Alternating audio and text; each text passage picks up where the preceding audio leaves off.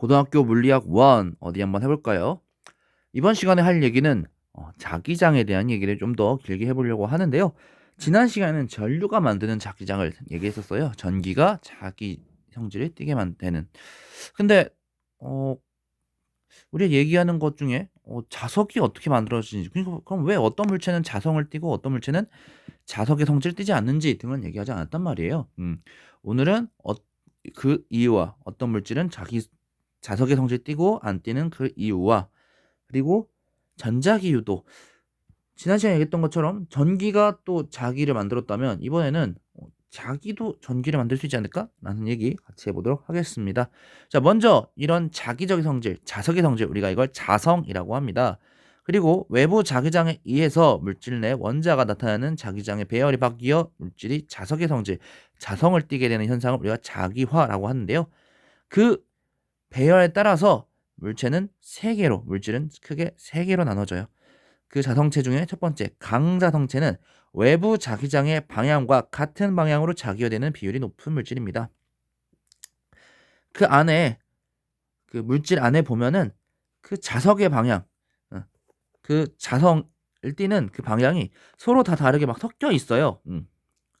하지만 외부 자기장을 걸어주면 얘가 한 방향으로, 외부 자기장과 같은 방향으로 배열이 되고요.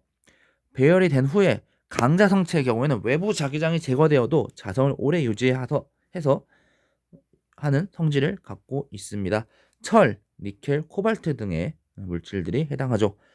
상자성체는 같은 방향으로 자기화되긴 하지만 비율이 낮아요. 그러다 보니 강하게 자성이 생기지 않다 보니까 외부 자기장을 제거하면 자성이 바로 사라집니다. 알루미늄, 산소, 마그네슘 등이 있죠.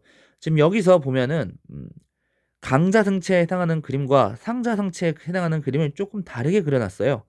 이따가 진짜 물질이 자성을 띠는 이유를 얘기할 텐데,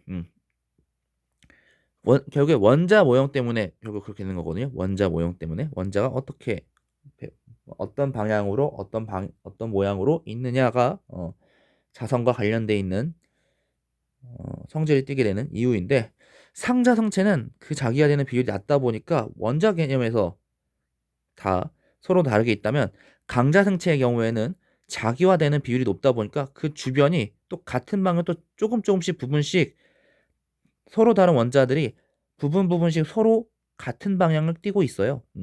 그래서 밑에 상자성체는 원자로서 그려놨고, 위에는 그 부분들이 전체 원자들이 같은 방향을 띠고 있다. 근데 그마저도 강자성체의 경우에는 외부 자기장을 걸어주면은 나중에 외부 자기장이 없어지더라도 자성을 오래 유지한다. 상자성체의 경우에는 알루미늄, 산소, 마그네슘 등의 물질들이 해당합니다. 자, 이번엔 반자성체입니다. 특이하게 얘는 자성을 갖는 원자가 없어요. 그래서 평상시에는 자성이 뜨지 않지만 외부 자기장을 걸어주면 외부 자기장과 반대 방향으로 자기화돼요. 역시 상자성체처럼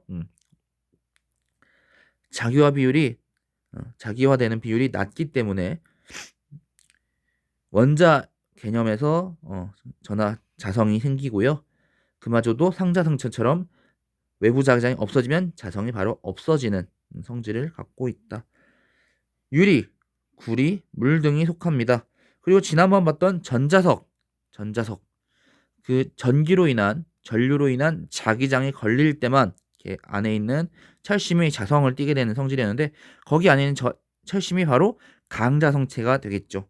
그 외에 고무자석, 액체자석, 하드디스크 등이 이 외부 자기장이 걸어질 때 자성을 띠게 되는 그 성질을 이용하는 물질들입니다. 자, 이제 자성의 원인을 보겠습니다. 자성. 지난번 봤다시피 자석의 성질을 갖게 되는 이유는 전류가 흐르게 될 때, 전류로 인해서 그 주변 자기장이 생기는 거였는데, 먼저 원자를 보게 되면 원자는 원재 가운데로 전자가 돌고 있단 말이에요. 특정한 궤도를 돌고 있어요. 이 궤도 운동에 의해서 전류가 흐르는 거죠. 전기의 흐름입니다. 즉 전자의 이동으로서 생기게 되는 건데, 원자 내의 전자의 궤도 운동에 의해 전류가 흐르게 되자 원형고리에 흐르는 전류가 만드는 것과 같은 자기장이 형성되죠. 그 외에도 더욱더 미세한, 더욱더 작은 세기로 들어가게 되면은 전자 역시도 돌고 있어요. 전자가 크게 궤도 운동, 원자핵을 중심으로 돌고 있는 것이 아니라 전자 스스로가 돌고 있어요. 물론 그 도는 모양이 우리가 기본적으로 생각하는 진짜 그냥 발레리나들이 도는 듯한, 발레리나나 피겨스케이트 선수들이 막 도는 듯한 그런 모양은 아닙니다만, 그 전자의 고유 성질, 전자의 스핀이라고 하는 고유 성질 때문에 전자가 움직이고요. 움직이는 반대 방향으로 전류가 흐르는 것처럼 자기장이 형성된다. 즉 원자는 하나의 매우 작은 원자 자석으로서 생각할 수 있습니다. 그래서 아까 상자성체, 반자성체에서 그림을 그렸던 거고요. 원자 개념에서 그려줬던 거고요. 반자성체의 경우에는 이 원자 내 전자들이 모두 짝을 이뤄요. 하나가 뭐 자기장이 윗방향에 걸려 있으면 한 원자는 반대 방향으로, 이게 다 모두 짝을 이뤄요. 그래서 물질을 구성하는 각 원자들의 총 자기장, 전체 자기장을 계산하면 걔가 0이 되기 때문에 기본적으로 걸려있는 자기장이, 기본적으로 갖고 있는 자성이 없는 상태가 되겠고요. 강자성체나 상자성체는 그 짝을 이루지 않은 전자가 일부 있어서, 강자성체나 상자성체는 짝을 이루지 않는 전자들이 일부가 있기 때문에 그 전자들로 인해서, 그리고 그 전자들이 맞냐 적냐로 인해서 또 성질이 나타나게 되는 것이죠. 자, 그 다음 보게 될 자석 전기와 자기와 관련된 현상, 전자기 유도입니다. 크게 보자면 전하가 있어서 전기가 통해요. 전기가 흐를 때 자기가 만들어져요. 그리고 자기는 그 안에 어떻게 만들어지는지 얘기를 했어요. 그럼 이번엔 남은 얘기, 자기가 전기를 만들어내지 않을까. 자, 자석과 코일의 상대적 운동, 즉 자석이 다가오느냐, 코일이 다가오느냐, 혹은 자석이 돌아가느냐 등등, 세기가 달라지느냐 등등으로 인해서 코일 내부를 통과하는 자기 선속이 바뀝니다. 이때 코일의 유도 기전력이 발생하여 유도 전류가 흐르는 현상, 우리가 이걸 전자기 유도라고 고등학교 1학년 통합과에서 얘기했었죠.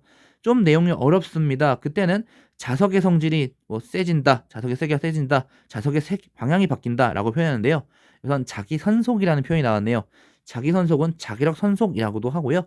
자기장의 수직인 단면을 지나는 자기력 선수로서 기호는 파이로도 쓰기도 하고, 파이로 쓰고, 그 계산은 자기장의 세기 곱하기 단면을 지나는 단면 그 면적으로서 계산이 됩니다. 그리고 단위는 웨버라고 하는 단위를 써요. 물론 이 단면적이 수직이 아니라면 또 막 코사인 세타를 곱해주거나 하겠죠.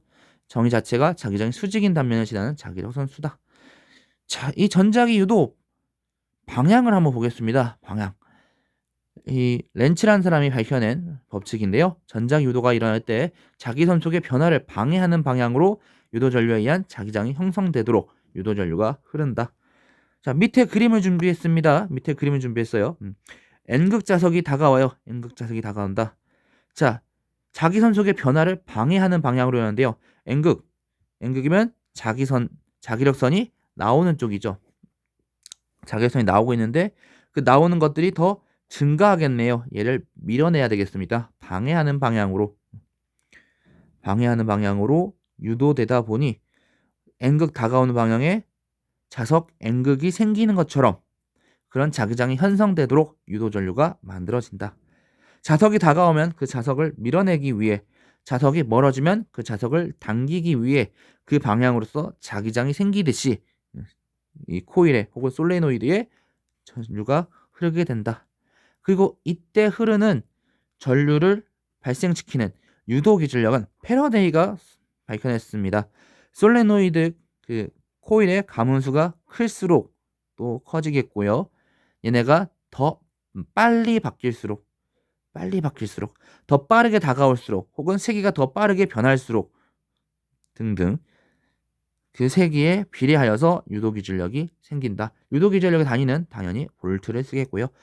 여기서 이제 패러데이 법칙에 보면은 마이너스라고 하는 부호가 포함되어 있는데, 유도 기전력에 의한 전류의 방향이 자기 선속의 변화를 방해하는 방향이다. 즉 렌츠 법칙을 담고 있는 의미입니다.